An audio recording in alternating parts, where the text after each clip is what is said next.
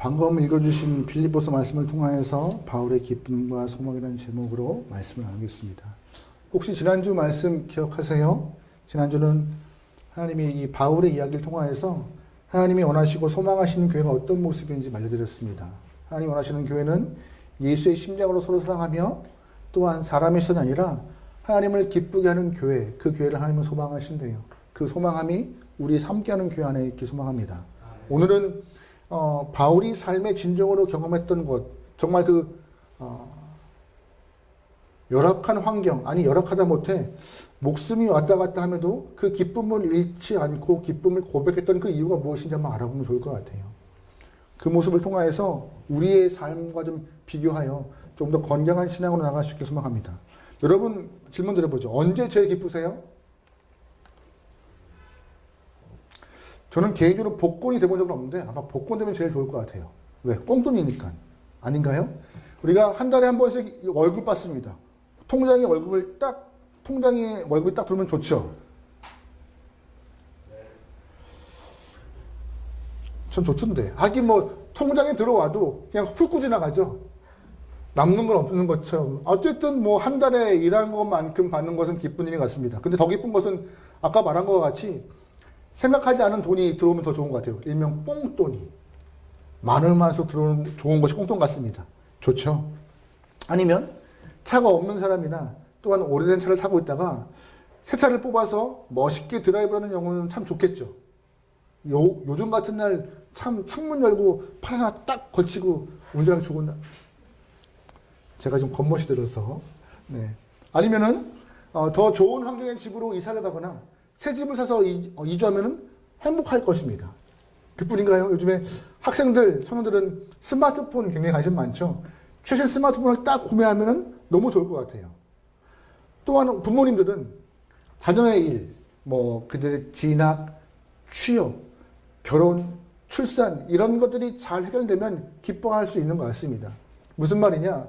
우리가 일상에서 기뻐하는 것은 우리의 삶, 나에 집중된 기쁨인 것 같습니다. 나에 집중된 기쁨. 근데 본문에서 오늘 바울도 기뻐하는데 바울의 기쁨은 우리가 좀 다른 모습이 좀 드러나요. 그걸 좀 볼게요. 반복해 말씀드리지만 바울은 빌립보서를 기록할 때 감옥에 있었어요.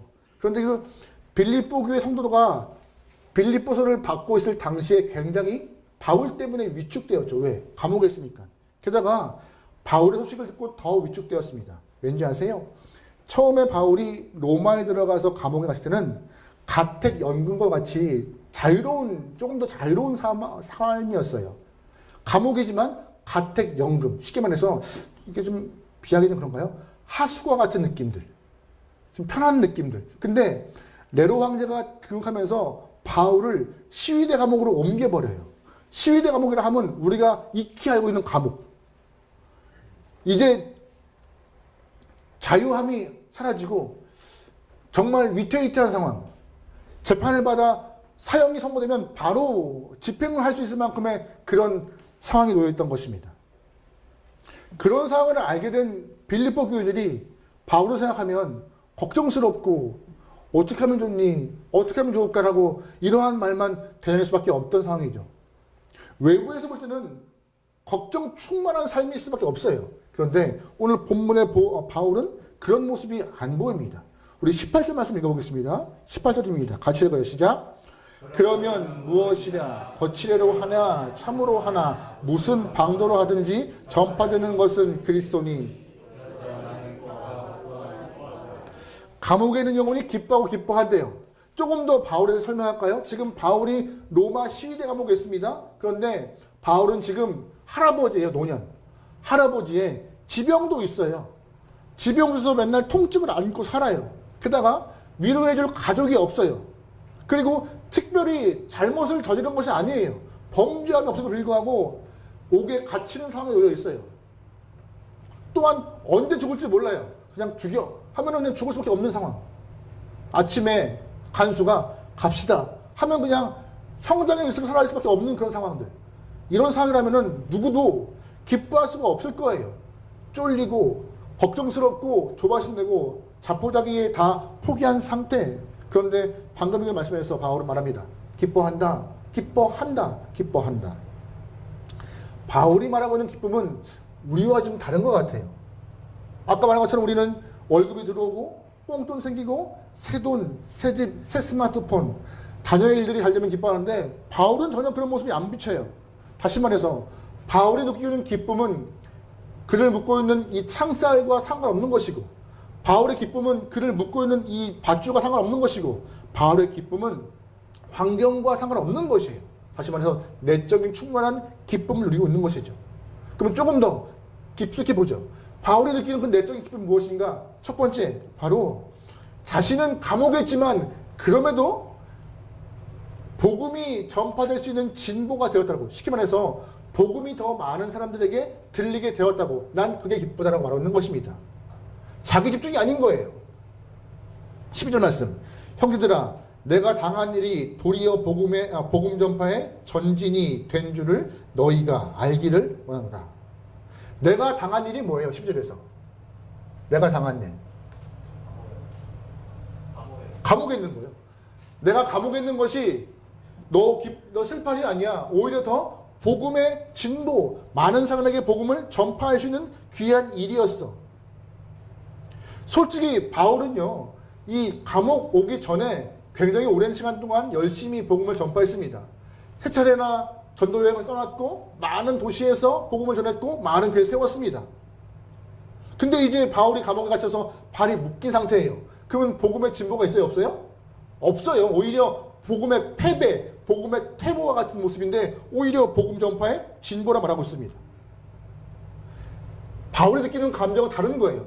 너희들 보기에는 내가 감옥에 있어서 더 이상 전도 여행 못하고 전도 못하고 그냥 그렇게 주저앉아, 이해하세요? 이런 표현? 쭈그러들어서 이렇게 있는 것 같지만 아니야. 나는 내 메인 감옥에 있는 것이 오히려 더 새로운 복음의 관문이 열렸어. 누굴 통하여서요? 13절 말씀. 이러므로 나의 매임이 그리스도 안에서 모든 시위대 안과 그 밖의 모든 사람에게 나타나나니. 아멘. 방금 이 말씀에서 주목할 단어가 있습니다. 나의 매임이요. 매임. 분명히 바울은 매였어요. 이 매임이 뭘까요? 이 매임이. 헬라어로 매임이라 함은 쇠사슬. 내가 지금 매여 있다라고 하고 있는 것이에요. 근데 중요한 것은 그 로마 네로 황제 당시 시위대 감옥은요, 이 사슬을 간수와 죄수가 같이 묶고 있대요. 팔 하나씩. 못 도망가게. 그러면 잘 보세요. 바울 입장에서. 간수가 가고 싶어도 항상 자기 주위에 있어요. 자기가 말하면은 듣기 싫어도 들어야 돼요. 그죠? 자기는 늘 있지만 간수는 매번 바뀌어요. 아! 전도할 수 있는 기회구나. 이 사람들에게 계속 바뀌니까 예수를 선포하고 복음을 전파하면은 더 많은 일이 일어나겠구나. 진짜 바울은요, 사슬에 매여 있는 동안 수많은 시위대 간수들에게 복음을 선포하는 일이 있었습니다. 못 도망가니까. 듣기 싫어도 자기가 근무하는 동안에 그걸 들어야 되니까. 그거 고역입니다. 고역이에요. 근데 그 고역을 바울은 오히려 역으로 생각해서 내가 전도할 수 있는 기회다. 니네 보기엔 내가 감옥에 있는 것이 복음의 퇴보와 패배 같지? 아니야. 여기에 들어오는 순간부터 로마 중심부에서 내가 로마 사람들에게 복음을 전할 수 있는 좋은 기회야. 그렇게 본 거예요. 4장 22절 말씀에 이런 표현이 있습니다. 같이 읽어볼게요. 시작. 모든 성도들이 너희에게 문안하되 특히 가이사의 집 사람들 중. 여기서 가이사의 집 사람이 누구냐? 가이사 황실에서 일하는 사람들, 왕궁 사람들 말하고 있는 것이에요. 다시 말해서 바울이 이 왕궁 안에, 시위대 감옥 안에 갇혀 있어서 사슬에 매여 복음을 선포하는 과정 가운데 복음이 점점점 퍼져 시위대 간수를 넘어서 왕궁에 있는 신하들, 왕궁 사람들까지 복음을 듣게 되고 믿는 일이 발생했다고. 봐라, 내가 지금 이 매여 있는 것이 단순히 감옥에 있어서 아무것도 못하는 것처럼 보이지? 아니야. 오히려 접근할 수 없고 쉽게 복음을 전할 수 없는 그들에게 전도할 수 있는 새로운 길이 열린 것이라고 말하고 있던 것입니다. 우리가 보기에는 정말 위기입니다. 하지만 하나님은 그 위기를 기회로 바꾸셔가지고 바울에게 사명을 감당케 하시는 거예요. 세상 권력이 바울을 감옥에 가두고 세상의 힘이 사슬로 묶어서 옴짝달싹 못하게 하지만 세상의 힘은 하나님의 역사함을 꺾지 못했습니다. 그게 은혜인 거예요. 그래서 바울은 나는 복음을 전한다 라고 말하고 있는 것이죠. 그래서 기쁘대요. 그래서 내가 할 수 있는 일, 이렇게 말하면 좀 그렇지만 지금 퇴직이 몇 살이죠? 일반적으로 65세인가요? 61예요? 너무 빠르다. 그죠? 100세 시대에 한 80까지는 더 일하셔야 하실 수 있을 텐데. 아닌가? 어쨌든. 죄송해요. 60. 네. 어쨌든. 그럼에도 불구하고 이 은퇴를 하시는 분들이 가장 힘들어 하시는 것들이 그거예요. 할 일이 없다는 것. 목사님들도 은퇴를 하십니다. 근데 그거 아세요? 새벽마다 설교하고 수요일, 금요일, 주일에 설교하시던 목사님들이 은퇴하시면요. 할 게 없으셔가지고 입이 근질거린대요. 그래서 가장 괴로운 게 누군지 아세요? 사모님. 말할 상대가 사모밖에 없는 거예요. 평소에는 목사님을 말려도 강단에 올라가서 말할 수 있는 기회가 있는데 강단조차 기회가 없으니까 계속. 은퇴하면 참 본인의 할 일을 다 했다. 사회에서는 배려를 하는데 그 은퇴가 개인에게는 배려가 아닌 것이죠. 난 더 할 수 있는데 힘이 있는데. 바울도 마찬가지입니다. 더 할 수 있는데 더 할 수 있는 힘이 있는데 감옥에 있는 것과 무관하게 더 할 수 있는 힘이 있는데 난 이제 끝인가 보다 했는데 끝이 아닌 거예요. 더 쓰이고 더 복음을 선포하고 더 하나님의 일을 감당할 수 있는 그 기회가 있으면 좋은 거예요. 그래서 기쁘다. 여러분도 이러한 기쁨 있기 소망합니다. 교회 안에서 예배를 죄송하지만 여러분의 예배가 능동적이지 않잖아요. 수동적이잖아요. 여기까지 오는 것까지는 능동적입니다. 하지만 앉아있는 순간부터 수동적이에요. 굉장한 수동적이에요. 예. 또 갈 때는 굉장한 능동성이 보이죠.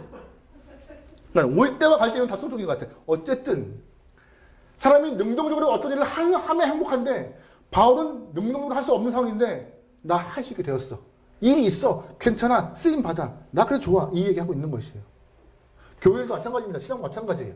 교회 와서 재미없어. 할 거 없어. 그냥 이렇게. 아니요. 조금 더 능동적인 발자취를 갖고 일을 행할 때에 교회에서 누군가가 일을 부여해서 일을 맡기는 것이 아니라 찾고 구하고 그 일을 해나가면서 하나가 될 때 또 다른 그 안에서의 만족과 기쁨과 은혜가 있는 것입니다. 제가 한 분의 책을 읽었어요. 사랑의 교회 오카누 목사님이 계실 때 신앙생활 했던 분의 이야기인데요. 이름은 이재명 집사. 여러분 정치인 이재명이 아니에요. 제가 참 책을 보고 뜨끔했는데 어쨌든 이재명 선생님이 쓰신 책인데 책의 이름이 너 잘못 걸렸어라는 책이에요. 이 책. 진짜 이름이 이재명입니다.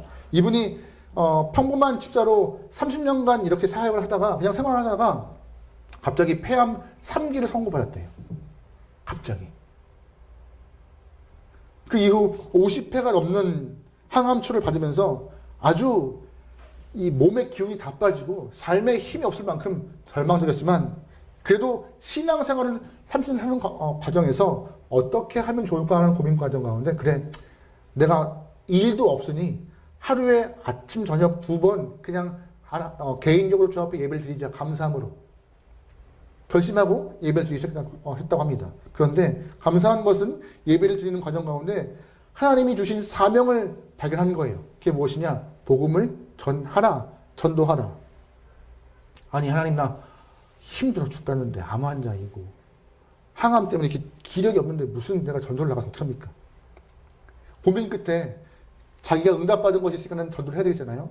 그래서 병원에 가서 같은 암 환자 치료받고 있는 사람들에게 전도하기 시작합니다. 암 환자와 돌보는 보호자들에게. 그래서 한 60여 명 이상 예수님을 영접하게 했고 그 이후에 더욱더 힘을 내어서 교도소에서 전도하는 일, 또한 우리가 알고 있는 지존파에게 전도하여서 예수를 영접하게 했던 인물도 이 집사님이시래요.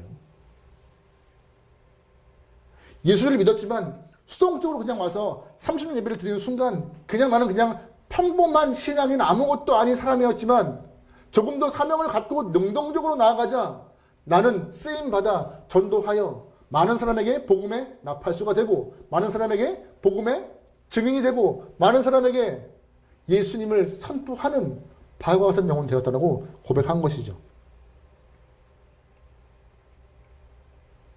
오히려 이 이재명 지사에게는 위기가 쓰일 수 있는 좋은 기회인 것이었습니다. 여러분, 요즘에 여러분의 삶이 좀 평안하신가요? 평안하신 마음이 있다면 주님, 내가 이 평안한 마음을 어떻게 주님에 쓰면 좋겠습니까? 기도하셔 보시고, 만약에 여러분의 삶이 바울과 같이 옴짝달싹할 수 없을 만큼의 매임이 있다면 하나님, 이 매임의 내 삶이 어떻게 쓰이면 좋을까요? 어떻게 주 앞에 영을 올 수 있는 기회가 되면 좋을까요?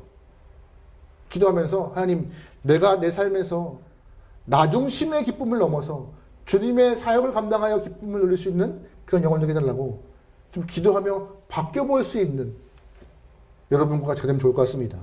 두 번째, 바울이 감옥에 있으면서도 기뻐할 수 있는 이유가 무엇이냐? 자신뿐만 아니라 타인에게도 전도할 수 있는 도전감을 주었다고 말하고 있는 것입니다.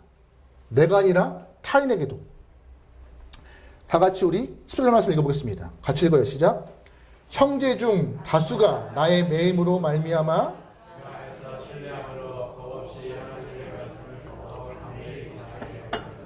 아멘. 그동안 복음 전하는 일에 대해서 많은 사람들이 위축되었어요. 왜냐하면 당시 로마는 예수 믿는 사람들 잡아서 그냥 핍박, 박해했으니까요. 그래서 예수 믿기 위하여서 카타콤이라는 동굴에 들어가서 그런 막 예배를 드리고 몰래 숨어 생활했던 그때였는데 복음을 선포한다? 말도 안 되죠. 그런데 바울이 옥에 갇힌 것을 보면서 방금 읽은 말씀에서 나의 매임으로 말미암아 주 안에서 신뢰함으로 겁없이 주의 말씀을 선포한 영혼이 생겼다라고. 아, 나 또한 바울과 같이 복음을 전하고자 하는 용기가 생긴 거예요. 도전을 준 거예요. 두려웠지만 해보면 할 수 있겠다. 멀리 보지 말고 내 옆에 있는 영혼들에게 복음 선포하여서 그 영혼에게 주의 말씀을 전하면 되겠다라고 마음에 용기를 준 것이죠. 그뿐이 아니에요. 우리 11절부터 17절까지 좀 길지만 같이 읽습니다. 시작. 어떤 이들은 투기와 분쟁으로, 어떤 이들은 착한 뜻으로,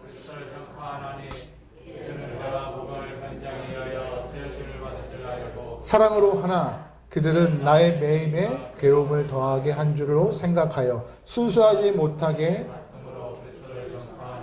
아멘. 또한 아까 그 소심하게 있던 영혼들은 도전받아서 복음을 겁없이 전하는 영혼도 있고, 방금 15절 말씀에 또한 복음을 전하는 무리가 두 그룹 생긴 거예요. 두 그룹. 복음을 전하는 동기가 뭐예요? 15절 말씀. 투기와 분쟁으로 복음을 전하기도 하고, 또 어떤 이는 착한 뜻으로 복음을 전한대요. 투기와 분쟁으로 복음을 전하는 영혼도 있고, 착한 뜻으로 복음을 전하는 영혼. 16절 말씀. 이들이 라고 하는데, 이들이 누굴까요? 이들이. 착한 뜻으로 복음을 전하는 사람들. 평소에 바울을 믿고 바울의 마음을 아는 영혼들이 그래, 우리도 바울과 같이 예수님을 선포하는 영혼이 되어야겠다고 도전받지만, 두 번째, 투기와 시기로 전도하는 영혼이 생겼다고 말합니다. 무슨 뜻인지 아세요? 어려운 얘기예요. 투기와 시기. 왜 전도하는데 투기와 시기가 필요해요? 기회다. 무슨 뜻이냐? 당시 많은 유대인 중에서 예수님을 믿는 사람들이 바울을 싫어했어요. 바울을 안 좋아했어요. 왜 안 좋아했을까요? 바울이 믿기 전에 모습을 알고 있으니까. 바울이 예수 믿기 전에 예수 믿는 사람 잡아서 감옥에 넣고, 스데반 집사 순교하는데 가장 앞장섰던 독하고 거친 사람이 바울이었는데, 어떻게 이 바울 전하는 복음을, 난 바울 싫어, 저가 전하는 싫어, 그냥 싫어. 그런데 바울이 옥에 갇힌 거예요. 아싸, 잘 됐어 라고 한 거죠.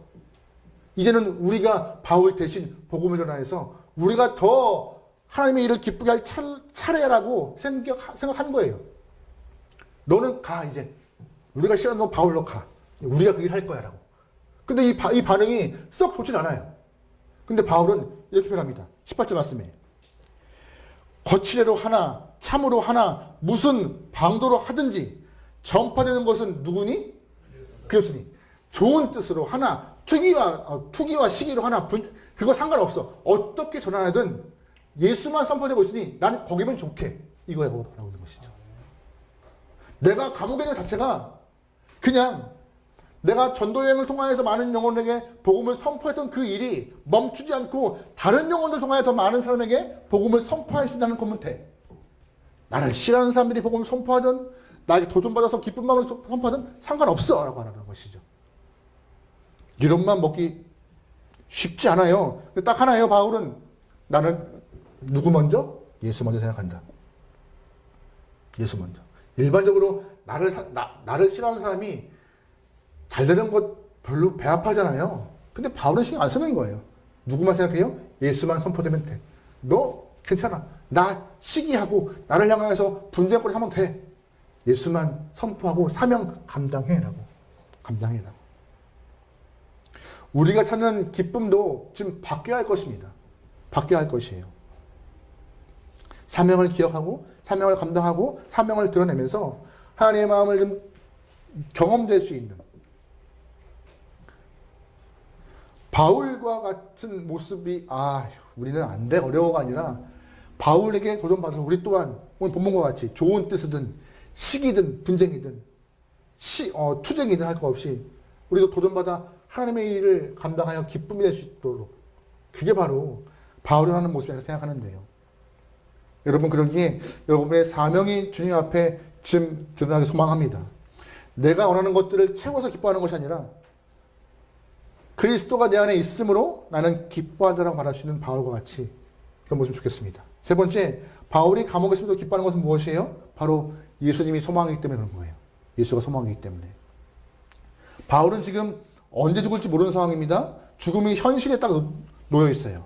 간수가 아침에 갑시다 하면은 그냥 형장의 일로 사라질 수밖에 없는 모습이죠. 근데 바울은 거기에 크게 개의치 않아요. 자기 목숨 내 거 아니다라고 말하고 있는 것 같아요. 본문 23절 말씀 읽어보겠습니다. 같이 읽어요. 시작. 내가 그 둘 사이에 끼었으니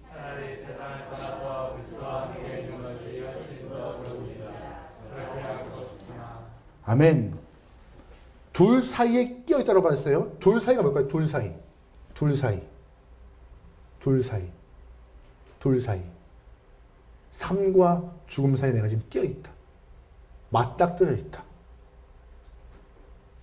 나 근데 그렇게 개의치 않는다. 의식하지 않는다. 솔직히 바울은 지금 감옥 안에서 있기 때문에 죽음을 가장 가까이 있는 사람입니다. 근데 우리는 솔직히 죽음에 대한 인식이 없잖아요. 좀 덜해요. 근데 그렇게 생각하지 않기를 소망하고 있는 것이에요. 언제나. 우리 또한 죽음과 직면할 수밖에 없는 화요일날 전화 한 통이 왔어요. 제가 목사님들 중에서 형님이라고 부르는 분이 없어요. 근데 꼭 유일하게 한 분 있어요. 한 분. 형님이라고 부르는 한 분. 검단에서 목회하시는 동기 목사님이신데 나이가 보다 좀 많으신 분이시죠. 개척을 하신 지가 이제 10년 되신 분인데 재밌게 열심히 하시는 분이세요. 좋아요. 근데 화요일날 전화가 왔는데 울면서 전화가 왔어요. 울면서. 통화하다가 본인 감정을 주체할 수 없어서 울면서 전화했더라고요. 왜 그러느냐. 주일날 개척을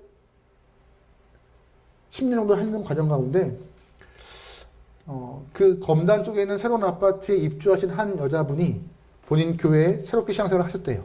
그래서 세례받고 직분 받고 열심히 6년간 재밌게 신앙생활을 했다고 합니다. 너무 재밌게. 목사님도 그 성도들을 받아서 신자니까는 얼마나 잘 가르쳤겠어요. 너무나 정이 많이 들고 너무나 기쁜 마음에 신앙생활을 같이 하고 있는데 방금 엊그저께 아침부터 예배드리고 저녁까지 교회에서 밥 해먹고 빠이빠이 하고 갔는데 월요일 아침 5학년 때의 아들한테 연락 왔대요. 목사님, 엄마가 숨을 안 쉬어요. 아빠는 갑작스러운 일에 경찰서와 응급 구조대에게 연락을 하고 있고 아이는 가장 먼저 목사님한테 연락을 하고 있다고 합니다. 새벽기도 마치고 목사님은 그냥 앞뒤 안 재고 뛰어가시는 거예요. 어제까지 같이 근데 그 집사님을 보내며 월요일, 화요일 다 장례 일정을 마치고 턱 앉아있는데 아무 일도 할 수 없더래요. 아무 일도. 그래서 엉 우시면서 임 목사 권장해야 돼. 임 목사 함께하는 게 성도들 내가 얼굴을 몰라. 내가 기도할 거야. 함께하는 게 성도님들 권장하시라고. 권장해야 돼. 금방이더라. 모르겠더라. 오늘 어떻게 예배드리는지 모르겠지만 죽음은 그런 것 같아요. 그냥 우리가 일상에서 오늘의 하루가 내일도 있겠지라고 하는 그냥 자연스러운 삶이지만 어느 순간 우리는 자연스럽지 않은데 자연스럽게 느끼는 거죠. 내일의 자연스러움이. 근데 바울은 당장 내일이 장담할 수 없는 삶이지만 개의치 않는다고 말하고 있어요. 내일 당장 죽어도 난 괜찮아. 왜? 내 안에.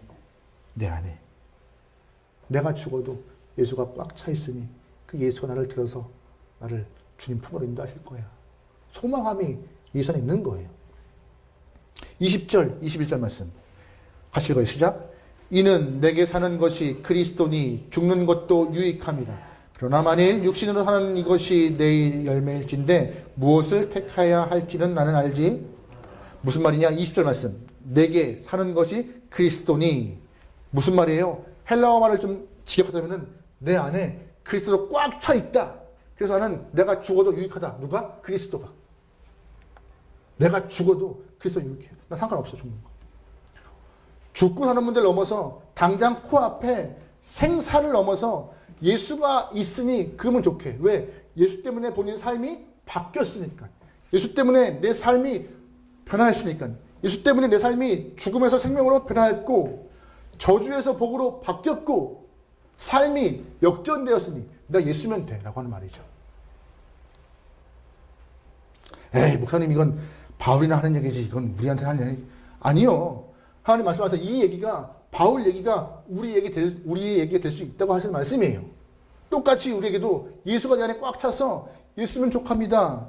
내가 월급이 좀 적더라도 공돈 생기지 않더라도 새 차가 아니라 20년 된 차를 탈지라도 휴대폰이 똥폰이라고 하나요 이걸요? 폴더폰이나 할지라도 나는 그거 관계없이 그냥 예수가 내 안에 있으면 행복합니다라고. 내가 행복합니다. 예수님 때문에. 바울은 누구보다 많이 배웠고 누구보다 세상을 향해서 달려갔으며 누구보다 많은 것을 누렸어요. 하지만 그것이 바울에게 기쁨이었냐? 기쁨 아니었습니다. 오직 뭐가? 예수가. 여러분은 뭐가 기쁨이십니까? 예수님이세요? 학위세요? 차세요? 아니면 아이들의 좋은 성장이세요? 창세기를 보면 야곱이 사랑하는 아내 라헬을 맞이해서 결혼하여 이렇게 출산하죠. 라헬이 둘째 아들 낳아요. 이름은 감사해요. 베냐민. 근데 처음에 라헬이 난 둘째 아들 이름이 베냐민이었나요? 아니었습니다. 베노니였어요. 라헬이 아이를 낳았는데 길가에서 난산이었어요. 난산이요. 낳다 죽었어요. 죽음 직전에 그 아이를 불러보고 싶었던 것이죠. 그 부르는 이름이 베노니. 슬픔의 아들, 고통의 아들. 아니 막말로 갓 태어난 아들이 막 빽빽 울고 있는데 너는 나의 슬픔의 아들이야. 고통의 아들이야. 엄마의 마음이 그게. 그런데 감사한 것은 야곱이 그 상황을 보면서 바로 바꿔버려요. 사랑하는 아내가 죽은 것은 안타까운 현실이지만 남아있는 이 아들이 슬픔과 고통과 저주의 아들이 아니라 뭐의 아들로 바꿔주기 위해서 능력의 아들과 오른손의 아들로. 그래서 베노니가 베냐민으로 바뀌어버립니다. 예수가 그런 거예요. 우리가 삶에서 저주와 죽음과 쉽지 않은 삶을 주님이 들어서 베노니가 아니라 베냐민과 같이 바꿔주신 분이십니다. 그게 십자가 지심과 피 흘리심이 우리의 삶을 역전시키시는 분이기 때문에 바울이 경험한 그는 하나님 예수 한 분이면 나는 족합니다. 기뻐요. 그 말을 하고 있는 것이죠. 여러분도 마찬가지 내가 소망합니다. 우리가 사망으로 끝날 수밖에 없는 영혼이지만 우리를 들어서 베로니가 아니라 베냐민으로 바꿨던 야곱과 같이 예수는 십자가 지심으로 우리를 저주에서 죽음에서 생명과 복으로 바꾸신 분이세요. 기쁘신 분. 그걸 통한 예수와 하나님의 손길에 대한 신뢰함, 믿음, 함께 하심이 우리에게 큰 기쁨도 소망합니다. 바울은 누가 봐도 기쁠 수 없었어요. 하지만 딱 하나, 사명을 감당하고 사명이 전파될 수 있음에 또한 내 안에 누가 중심되어서 예수가 중심되어 행복하다. 여러분, 예수 때문에 울고 웃는 귀한 영혼이면 좋을 것 같습니다. 우리의 삶은 예수가 중심되어야, 예수님이 중심되어야 참 기쁨과 힘을 누리는 것입니다. 할렐루야.